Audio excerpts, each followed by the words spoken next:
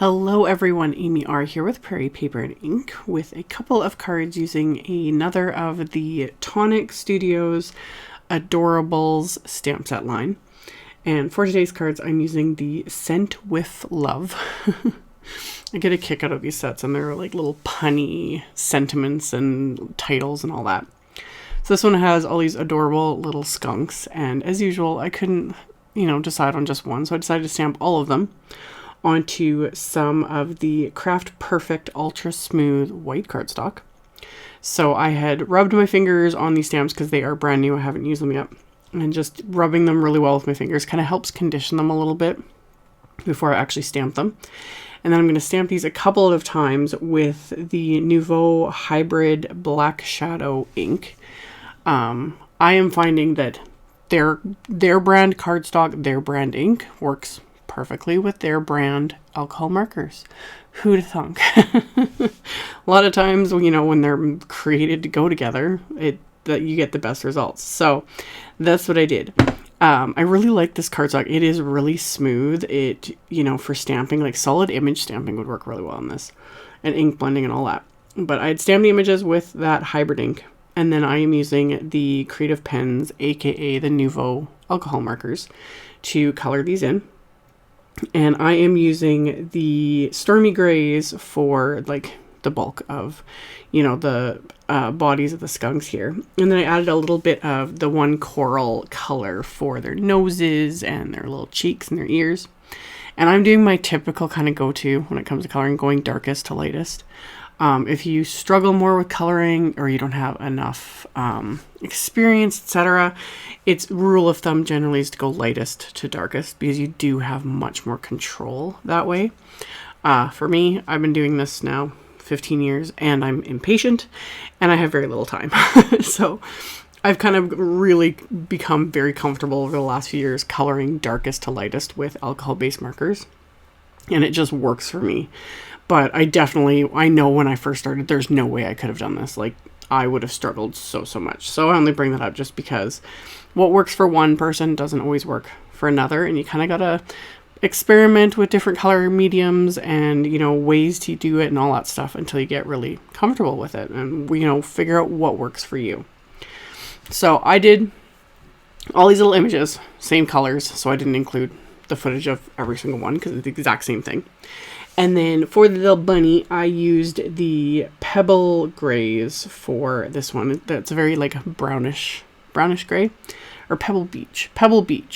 I need to learn all the little collections, names and whatnot, but I did remember to keep track of the color numbers, etc., and put them on the screen for you guys.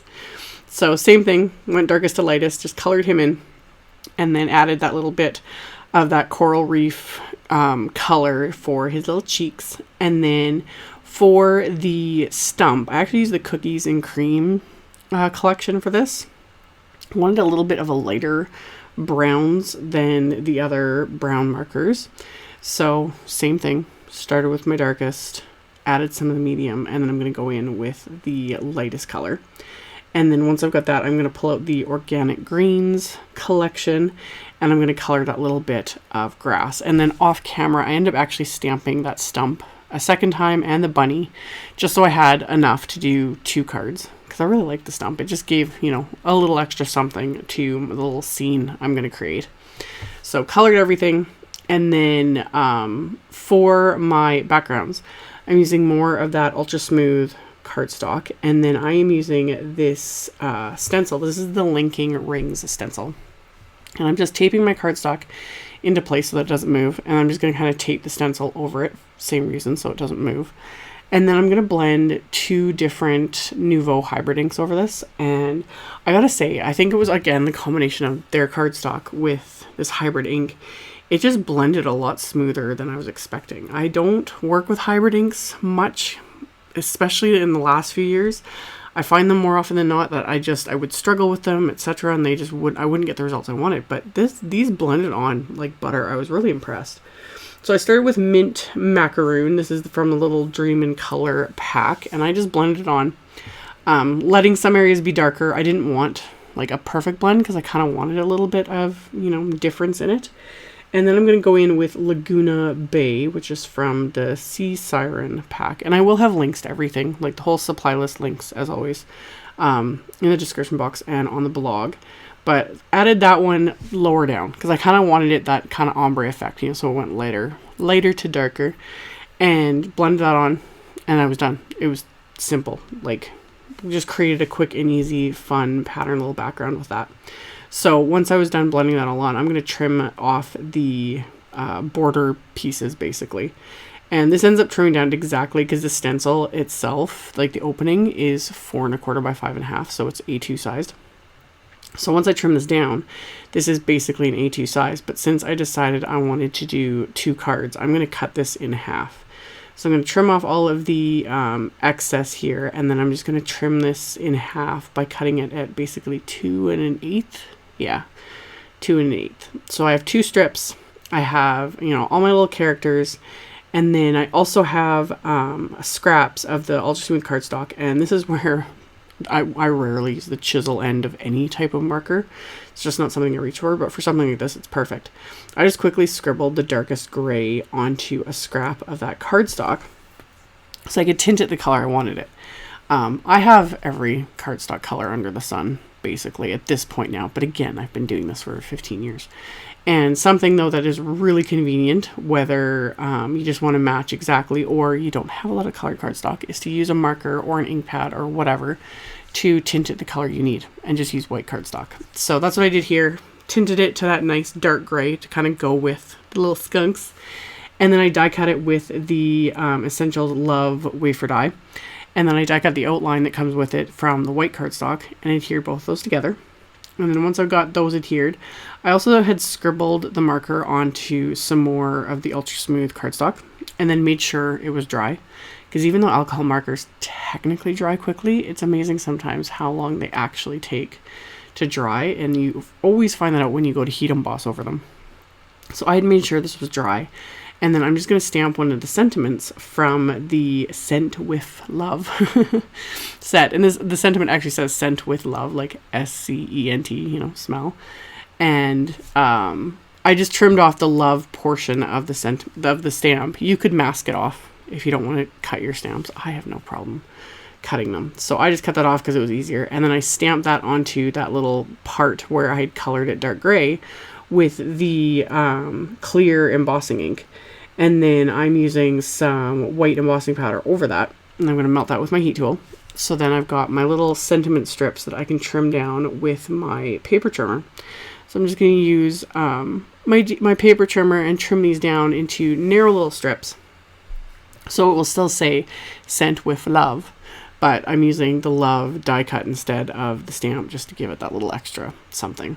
So I'm going to trim these down, and then I can get to assembling my actual cards now that I've got like all my elements colored, cut out, die cut, etc. So my card bases are A2 sized, so 4 1/4 by 5 1/2.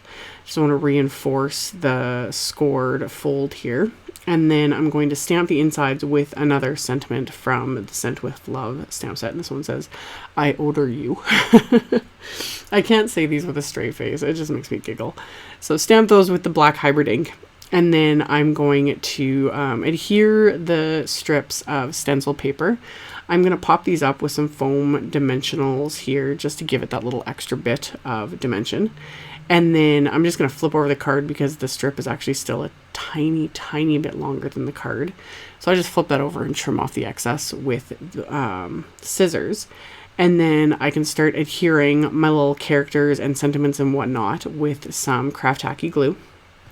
So for both cards, I just created a little scene with the stump and the skunk and the little bunny, and then added the sentiments to kind of tie it all together. And then once I've got them adhered to both of my card bases, I am going to adhere the last 2 skunks to the inside of each card. Just, again, to tie it all together and just give them that little extra something. So I'm going to adhere these guys to the inside with the craft tacky glue. And then once those are adhered, I'm just going to add some Nuvo crystal drops in colors that kind of match the little color combos I have going with the cards. So I pulled out some oyster gray Nuvo drops. And I'm going light-handed with these. I'm not adding a ton. I just wanted to add that little extra bit, you know, that little bit of embellishment. So I added Oyster Gray, and then I have Calming Aqua. And then finally, I'm going to add a little bit of Ebony Black. So I like to apply these with a light hand. And I always do kind of a swirl motion as I'm letting go of the bottle and lifting it away from the card. I release the pressure and swirl at the same time, and that kind of gives it more of a smooth finish. And then to really smooth them out, and plus to kind of flatten them a tiny little bit. After I've applied them, I'm going to tap them on my work surface, and that just kind of helps to smooth out the crystal drops as well as flatten them a bit more and make them look a little more like enamel dots. And then I can set these aside to dry, and these cards are done. So as always, there'll be links below the video to the blog post. There will be a supply list with links to everything, so you can check that out below if you are interested. Thank you all so much for watching, for subscribing, for thumbs upping, for commenting. I really appreciate it. And I will see you all very soon in the next video. Bye!